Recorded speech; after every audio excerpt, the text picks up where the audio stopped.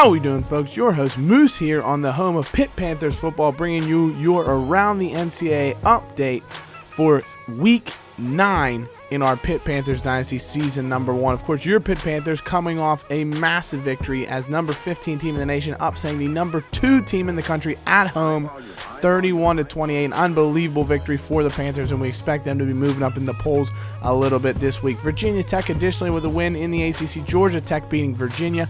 Louisville with a 35-17 win over Syracuse. It saw Lamar Jackson with 4 touchdowns, and Florida State 41-10 easy victory over NC State. In the top 25, we take a look through LSU, Florida with easy wins over 1AA opponents, or FCS opponents, I should say, as they're now called. Wyoming pulling an absolutely massive late upset victory. Gentry getting a touchdown pass from Jake Allen. I don't know what his name is. Jake Allen plays hockey, but Allen of Wyoming throwing a touchdown pass, and they upset Notre Dame and knocked them to 5-4 in the season. It's beautiful. Additionally, it's the week of upset. New Mexico 24-10 over Georgia.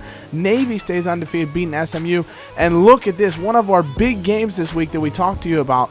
Ohio State obliterates Penn State at Beaver Stadium in a whiteout atmosphere, 48-3. JT Barrett just all over the Nittany Lion defense. Additionally, Wisconsin stays undefeated, 7-0 after they beat number 10 Michigan at the Big House. So all these fortresses of college football are falling here. Wisconsin 24-17. Additionally, TCU at home beats number 11 Texas 34-30. A late touchdown with 1:45 left by TCU's Hicks, giving them the victory in that tightly contested affair. Additionally, our game of the week, Alabama stays undefeated, 7-0. They finally get a big victory against the sliding Tennessee Volunteers, who now drop to 5-4. Florida State, Louisville, like we mentioned, Utah 27-22 over USC, who's been awful this year, and UCLA goes to 6-1 as they obliterate Oregon. Your players of the week this week after those games, Chasen Virgil for Fresno State with a big performance, 4 touchdowns, and Jonathan Cook 2 interceptions, a sack, and 2 tackles for a loss. In the ACC, Austin Bryant in the losing effort against Pitt had 3 sacks, and Lamar Jackson, like we mentioned, with a nearly 300-yard combined performance all-purpose and 4 touchdowns in the win against Syracuse. So a big win for the sophomore Cardinals quarterback in that affair. And because of those big performances, we take a look now at the Heisman watch. Deshaun Watson, in spite of the loss, still had a very good game, almost 300 yards all-purpose and 3 touchdowns, so he's still top of the pack. But JT Barrett with a 3-touchdown performance against Penn State goes up to second in the Heisman watch, followed by Joe Mixon, DeAndre Francois, and Greg Ward Jr. dropping down to 5th in the Heisman watch for undefeated Houston. So that's your top 5 at this moment in time. Additionally, after those results, Miami still leading the ACC Coastal, but Pitt is heating up and is hot on their heels. The Panthers 2-1 in conference, Miami 3-0, and those two teams face off in their final game of the season on the Saturday following Thanksgiving for really the showdown that's going to probably decide who gets out of the Coastal and plays more than likely still Clemson out of the Atlantic Division, though Louisville is starting to heat up. And, of course, we're going to take a look now at your top 25 poll as well as the top 25 in the BCS. In the coaches poll, though, Alabama retains their position at number 1 after their victory. In the media poll, they additionally jump up to number 1 with Clemson dropping out of 1 with the loss. But Oklahoma jumps up to number 2. Washington up to number 3 with another easy victory. Miami didn't play, but they're up to 4. Ohio State and Wisconsin, 2 undefeated Big Ten teams, up to 5 and 6. Clemson falls all the way down to 8 from number 2 after losing that tight battle to Pitt, who jumps up to number 10. Your Pitt Panthers are into the top 10 for the first time since, I'll have to do a research check on this one, but I want to say something along the lines of 2008, 2009. I think the Panthers snuck into the top 10 for a week or two. So it's the first time since that point in time that the Panthers are this high ranked in the polls, which is fantastic. Undefeated Navy is up to number 13. That's another notable one. Rival Penn State for Pitt drops only 3 spots despite that huge loss. And, of course, Notre Dame and Tennessee dropping out of the polls with their respective losses. And in the BCS, the 2 teams that be taking aim in the BCS championship championship game, if the season ended today, would be Alabama and Oklahoma, but undefeateds like Washington, Miami, Ohio State, Wisconsin, Houston, and even Navy still have to have their say. And with many of those teams being in the same conference, you know not all of them are going to finish the season undefeated, if any. So it'll be very interesting to see how the rest of the season shakes out. But you can see the BCS rankings at this moment in time. So with those teams in mind, going into next week, Navy's looking to stay undefeated. They're 6-0, but they have to head to South Bend to take on the Fighting Irish of Notre Dame. Always a fantastic contest, and we'll see if that triple option in Navy can keep up this undefeated record. Additionally, number 22 Georgia, number 20 Florida, Herb Street's picking the Gators in the biggest cocktail party in the world.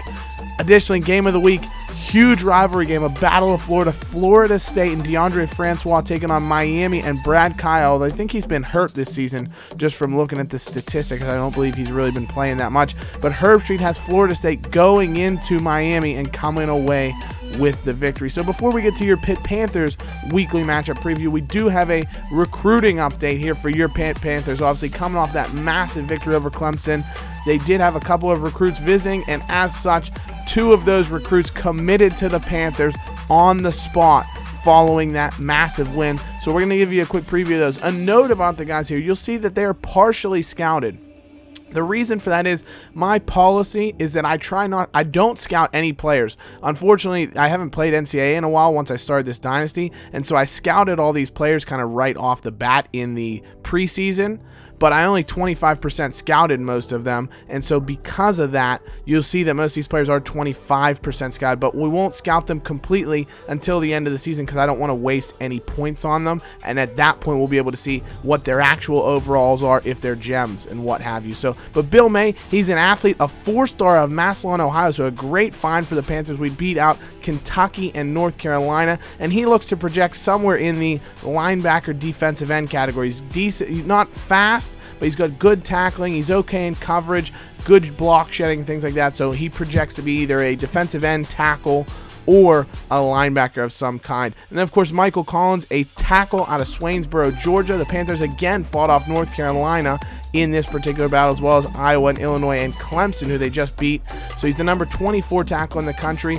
Again, decent pass blocking, decent run blocking. He looks to be just an all-rounder. Hopefully he turns out fairly solid for the Panthers, who are losing their All-American starting left tackle Adam Bisnawati after this season. So bringing in someone like Collins is good depth for the future that they hope to groom into another one of their All-American linemen that they seem to churn out fairly regularly. And of course, Pat Narduzzi, very happy with that, sending out the Pat signal again. Pitt is it. Hashtag Hail to Pitt, as we bring in 2 more recruits to this Pitt Panthers class, a 4-star and a 3-star. So definitely some good finds in that regard. But the Panthers hope that another big win could push them even closer to a couple of recruits, especially one that's leaning toward Virginia. That's a huge 5-star running back they're targeting, Ken Huffman. It's a 2-horse race essentially between Pitt and Virginia, so this game could hopefully push him towards the Panthers. But the Panthers will head into Charlottesville to take on the struggling Cavaliers, who are just 2-6, 1-3 in the conference. Their defense is number 87 in the country. Their offense is number 103 in the country, 121st scoring offense.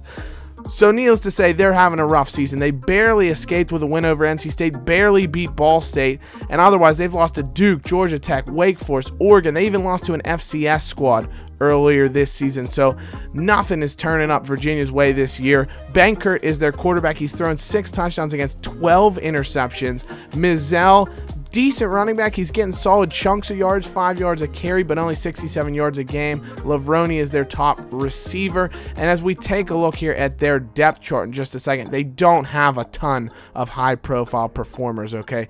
Quinn Blanding, fantastic safety, free safety, and Kaiser is their real stud at middle linebacker. Like we said, Mizell is solid, but otherwise, those are the only 3 players they even have above 85, let alone the fact they only probably have about 10 players that even touch the 80 mark.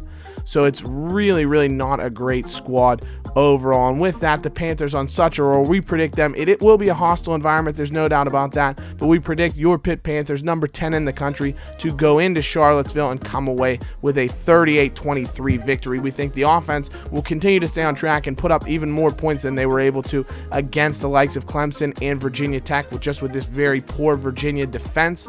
So we think 38 points, 5 touchdowns or so, reasonable. The Pitt defense hasn't been great great, but we know the Virginia offense as well is fairly subpar. We think it'll be very similar to most games this season where the defense bends a little bit, does not break completely, and does just enough for us to hold on for a victory. So we see Panthers 38, Cavaliers 23 in this one. Let us know what you thought of the results around the country. Let us know what you thought of the recruits, and let us know who you think is going to win this matchup in Charlottesville coming up in the next episode. And as always, guys, thank you so much for tuning in. We really appreciate the support. Be sure to leave some feedback, like the video, subscribe to the channel. We'll see you soon. Bye-bye. Hail to Pitt.